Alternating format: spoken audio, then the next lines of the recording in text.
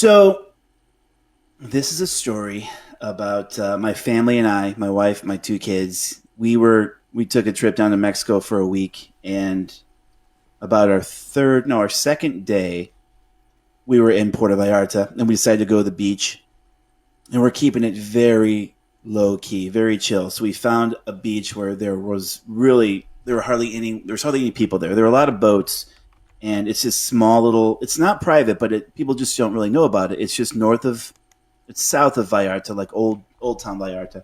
And we had somebody that was with us that lives down there, and his friend owns a little restaurant right on the ocean there. So we all went there. There was a group of 18 of us, all right, family and friends, mostly family from Mexico. So we get there, and we're in we're in very very shallow water at this point. Okay, we're just in the ocean, and it's a really crazy part of the ocean. It's a part where there's a river.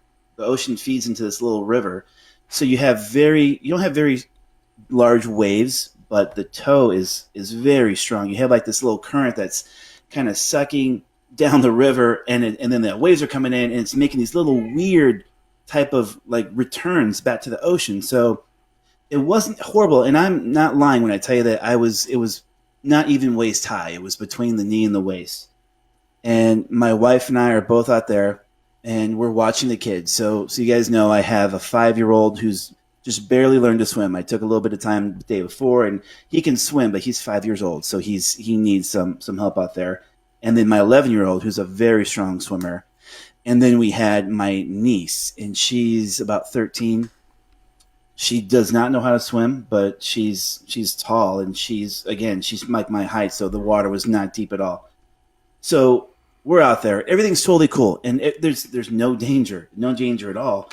And it happens that the sand, when you're standing there and it's barely waist high, there's a huge drop off, and no one can see this drop off, but it's there.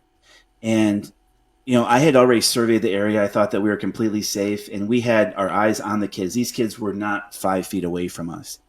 And my wife and I, as we're talking, she looks over and she starts screaming to me, "Oh my God, the boys, look at them. It looks like they're drowning."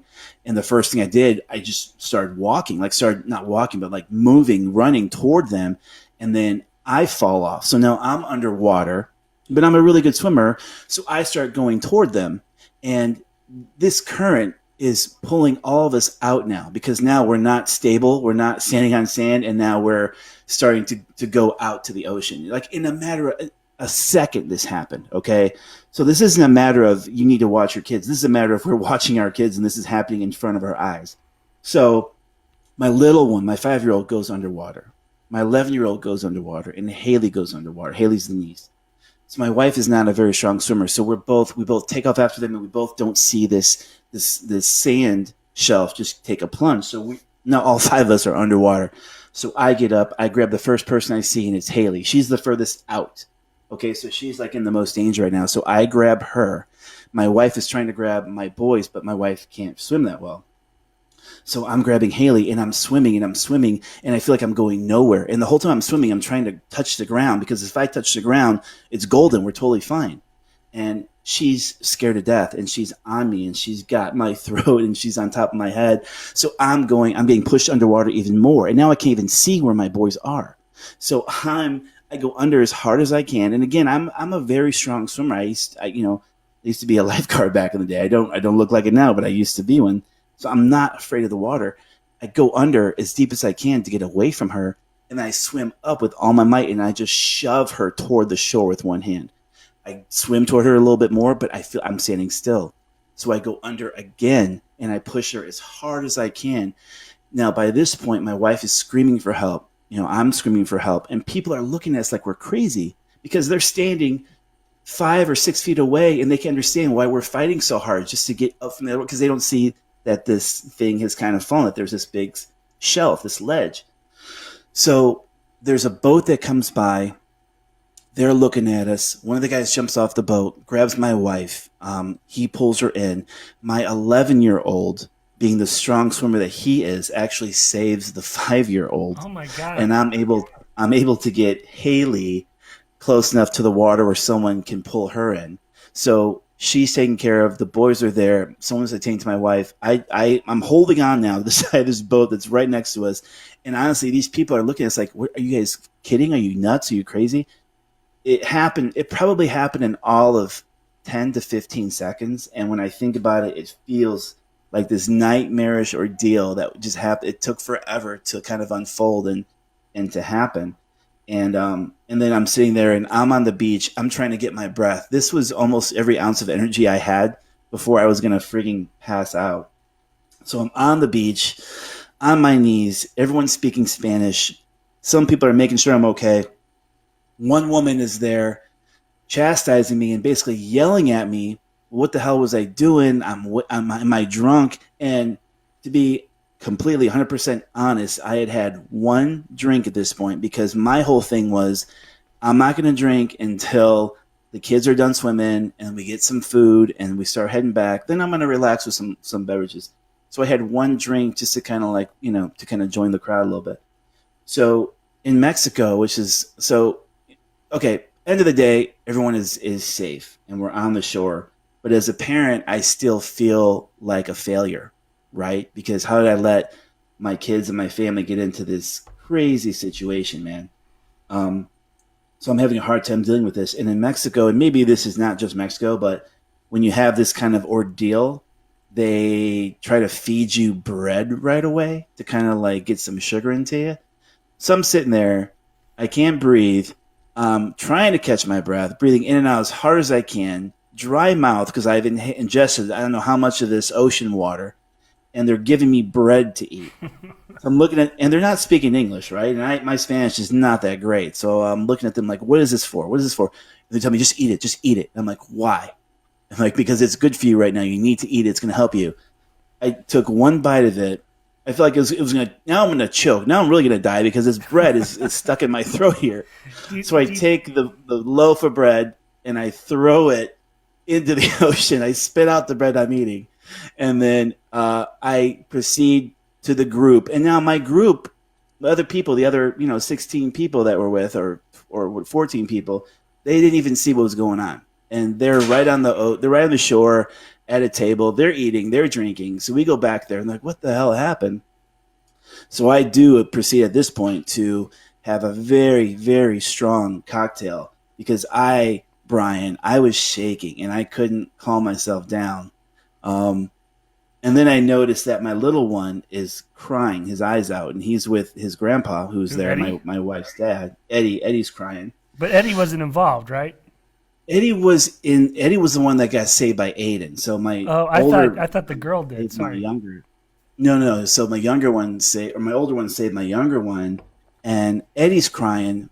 But Eddie honestly didn't even know what happened. Eddie just went underwater for a second. Aiden swam with him into shore, and that was the end of their story.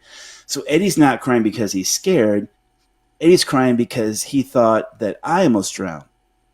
And when I think about this and I put it together, he's not so scared that his dad almost died. He's just crying because the day before I taught him to swim. So how the hell is his swim instructor drowning in 2 feet of water? So that's what I put together from Eddie being upset. So And I got to tell you, I am just, it was very, very scary.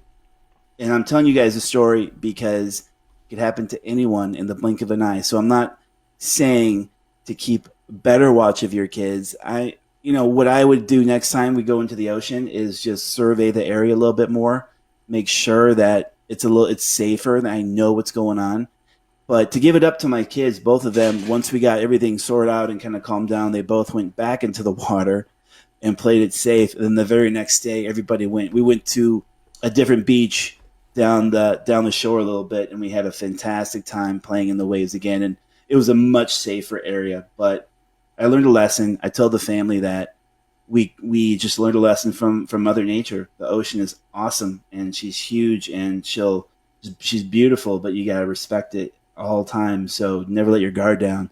But I'm just so proud of the family that we kind of got knocked down, stood up, dusted ourselves off, and kind of got back in there. So Well, that's scary really stuff, but we made it out, man. an incredible story and a scary story, and not to make light of any of that, but I do have a couple follow up questions for you just to really make Go sure ahead. that we have the full picture here. Do you think that there's a possibility that in your confusion and haste and intermediate Spanish level that maybe you asked for bread?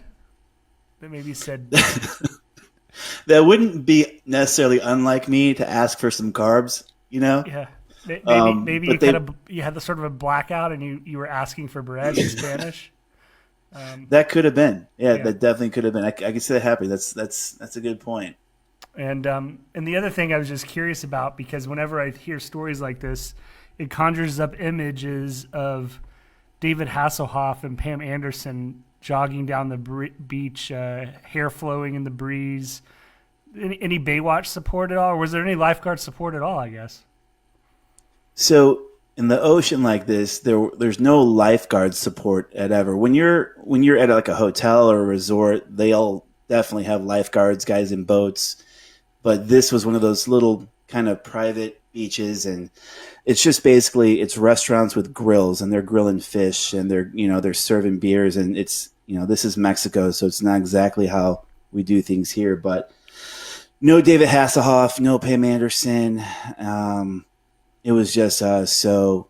But that's a great point. Maybe I should buy some Baywatch shorts and throw them on, and whistle, jacket, sunglasses for next time. Yeah, I mean, well, maybe this could reinvigorate your career as a lifeguard and inspire you to moonlight, over the summer That or something. was that was one of the best times. I think I was all of 18 years old, maybe 19 when I was a lifeguard. So that was a little while ago.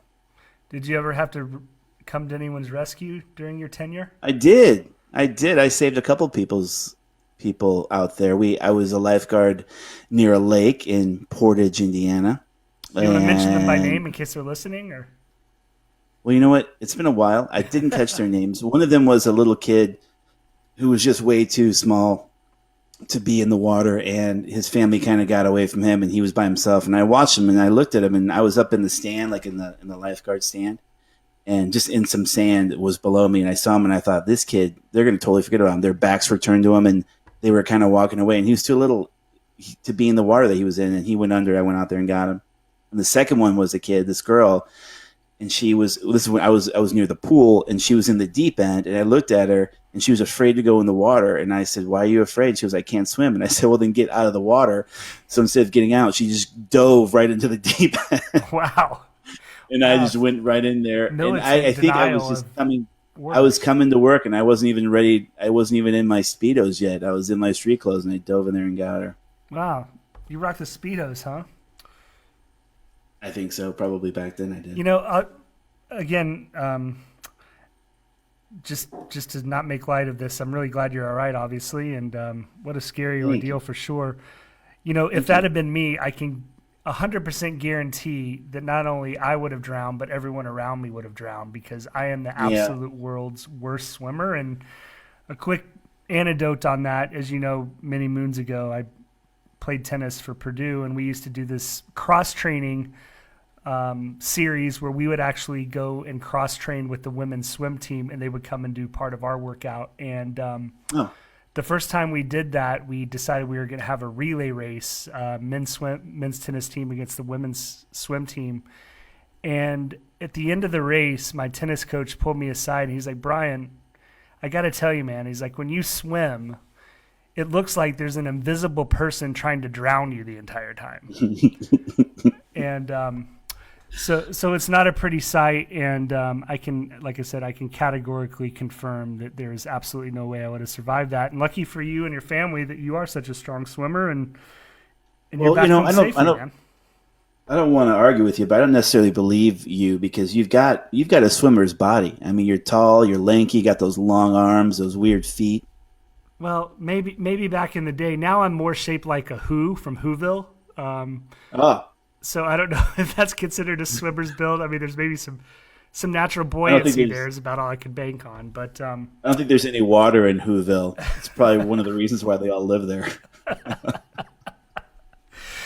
So good stuff. Well, man, glad you're safe and sound, and sorry you went through all that, but I'm glad it all worked out. And Well, that's the thing, though, is like it sucks when you're going through it, but then when it's done, you're grateful.